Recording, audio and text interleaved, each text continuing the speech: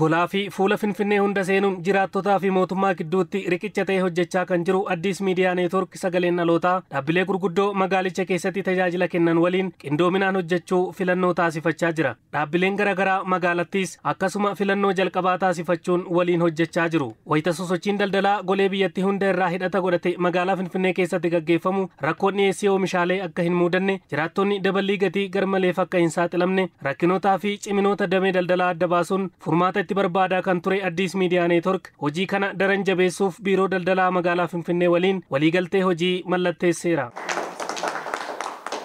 Waliigalteen hojii kun bakka hooggantoonni olaanoon AMN fi biiroo daldalaa magaalaa Finfinnee argamanitti kan mallattaa'e yoo ta'u, kana dura AMN sirni daldalaa seera qabeessi akka jiraatuuf hojiilee hedduu hojjechuu hooggantuun biiroo daldalaa magaalaa Finfinnee aadde Habiibaa Siraaj waltajjii waliigaltee kanarratti dhugaa bahaniiru. አዲስ አበባ ከተማ አስተዳደር ንግድ ቢሮ እንግዲህ ከአዲስ ሚዲያ ኔትወርክ ጋር ሰፋፊ ስራዎችን ነው እየሰራ የቆየው። ቢሮን ደልደላ ቡልቺንሳ መጋላ ፍንፍኔ አዲስ ሚዲያ ኔትወርክ ወሊን ሆጂ በላ ሆጀቻ ቱሬራ ወሊገልቴ ኦሶሂን መለቴ ሲንዱራሲ ከለቲ ጥየፈኖ ኬኛ ሰዴን ረቲ ሆጂ ሄዱ ወጂን ሆጀኔ ቢሮን ኬኛ ደልደልቶታ ኩማ ዲባሻኒን ተጃጅላ ከኒን ሰገንታ ዋርካፊ አገልጋይቲን ቃዋኑ ብረጅሩ ጩፉፍ ጋፊ ተጃጅለምቶታ ኬኛ ካሳን ዴቢሱፍ ተታፊ heddutu taasifame dhiheessiidhaan sirni gabaa taasgabbaan akka jiraatuuf AMN giddugaloota gabaa shananii fi gabaa dilbataa irratti to'annaa fi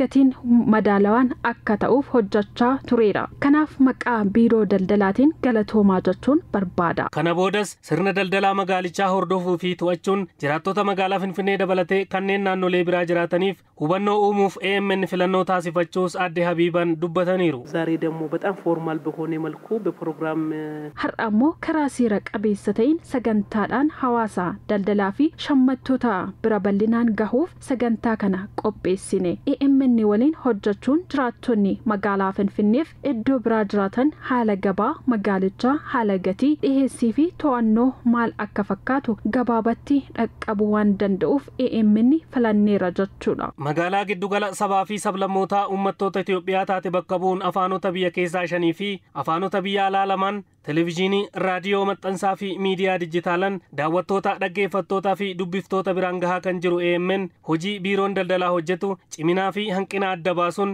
fayyadamummaa jiraattotaa mirkaneessuuf kan hojjetu ta'uu hojii raawwachiisaa olaanaan AMN obbo Kaasahuun Gonfaa wayita waliigalticha mallatteessan dubbataniiru. ሚዲያ የሚሰራቸው ስራዎች ጥንካሬዎችን ለይቶ ለሚመለከተው ማድረስ ነው።